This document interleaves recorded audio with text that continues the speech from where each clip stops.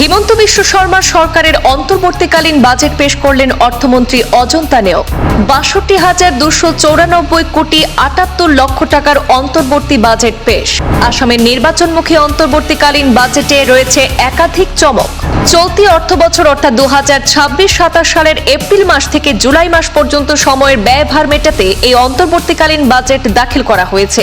এক নজরে দেখে নেব অর্থমন্ত্রী অজন্তা নেওগের বাজেটে গুরুত্বপূর্ণ হাইলাইটস।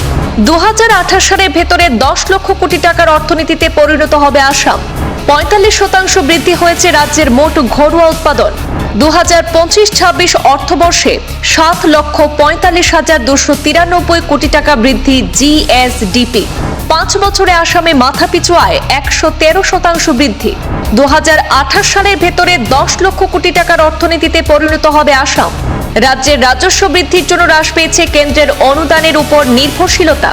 রাজ্যে শিক্ষক পদে প্রাদেশিকরণের জন্য খোলা হবে পোর্টাল। যোগ্য শিক্ষক টিউটরদের চাকরি প্রাদেশিকরণ করা হবে। গুরু দক্ষিণা প্রকল্পের মাধ্যমে এককালীন আর্থিক সহায়তা দেওয়া হবে। মাধ্যমিক বিদ্যালয়ের নাম ভর্তির হার ৪.২% বৃদ্ধি। উচ্চ মাধ্যমিক বিদ্যালয়ে ভর্তির হার ৭.৫% বৃদ্ধি। রাজ্যের ৭টি মহাবিদ্যালয়কে বিশ্ববিদ্যালয়ে উন্নতিকরণ করা হবে। বৃদ্ধ পেনশন ২৫০ টাকা থেকে ৪০০ টাকা বৃদ্ধি করা হয়েছে। বৃদ্ধ পেনশন প্রকল্পে রাজ্যের ১১,৫৯,১৩৭ জনকে অন্তর্ভুক্ত করা হয়েছে। বিধবা পেনশন ৩০০ টাকা থেকে ১২৫০ টাকা বৃদ্ধি করা হয়েছে। অঙ্গনওয়াড়ি কর্মীদের মাসিক বেতন ৬,৫০০ থেকে ৮,০০০ টাকা বৃদ্ধি করা হয়েছে। রাঁধুনিদের মাসিক বেতন ১৫০০ টাকা থেকে ২,০০০ টাকা বৃদ্ধি করা হয়েছে। আশা কর্মীদের মাসিক বেতন ৩,০০০ টাকা থেকে ৪,০০০ টাকা বৃদ্ধি করা হয়েছে। সুপারভাইজারদের বেতন ৯,০০০ টাকা থেকে ১০,৫০০ টাকা করা হয়েছে। ২০২৪-২৫ অর্থ বছরে কর সংগ্রহ করা হয়েছে ৩০,০৫২ কোটি টাকা। আসামে নতুন ৫টি বিমানবন্দর স্থাপনের পরিকল্পনা। ডিফু, নগাঁও, উমরাংশু, মাজুলি এবং মানায় স্থাপন করা হবে 5টি বিমানবন্দর। বিগত 5 বছরে দ্বিগুণ হয়েছে মাথাপিছু আয়। বিমানবন্দর থেকে জাগিরোড পর্যন্ত এলিভেটেড করিডোর স্থাপনের পরিকল্পনা। গুয়াহাটি ডিব্রুগড় এক্সপ্রেস করিডোর স্থাপনের পরিকল্পনা। চিকেন নেক অঞ্চলে আন্ডারগ্রাউন্ড রেলপথ নির্মাণের প্রস্তাব।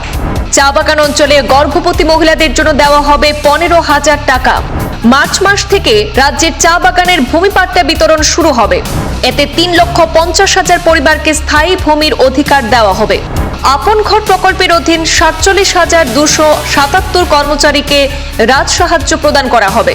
৫০০ কোটি টাকা ব্যয়ে জিএমসিএইচে প্রোটন থেরাপি মেশিন স্থাপন করা হবে। লাখপতি দিদি প্রকল্পের দ্বিতীয় পর্যায়ে আরম্ভ করার সিদ্ধান্ত। দ্বিতীয় পর্যায়ে ২৫,০০০ টাকা করে প্রদান করা হবে লাখপতি দিদিদের। রাজ্যের ২,৪৯,০০,০০০ জনগণকে বিনামূল্যে চাল বিতরণ করা হবে। নিযুত বাবু প্রকল্পে ছাত্রছাত্রীদের মাসিক ১,০০০ থেকে ২,০০০ টাকা আর্থিক সহায়তা। রাজ্যের ৪৭,৪২৮ জন ছাত্র পাবে মুখ্যমন্ত্রীর নিযুত বাবু প্রকল্পের সহায়তা।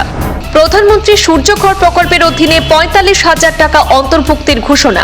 পিএমএওয়াই এর আওতায় গত 5 বছরে ১৭,০৭,৯৮৭টি গৃহ নির্মাণ হয়েছে বলে জানিয়েছেন অর্থমন্ত্রী।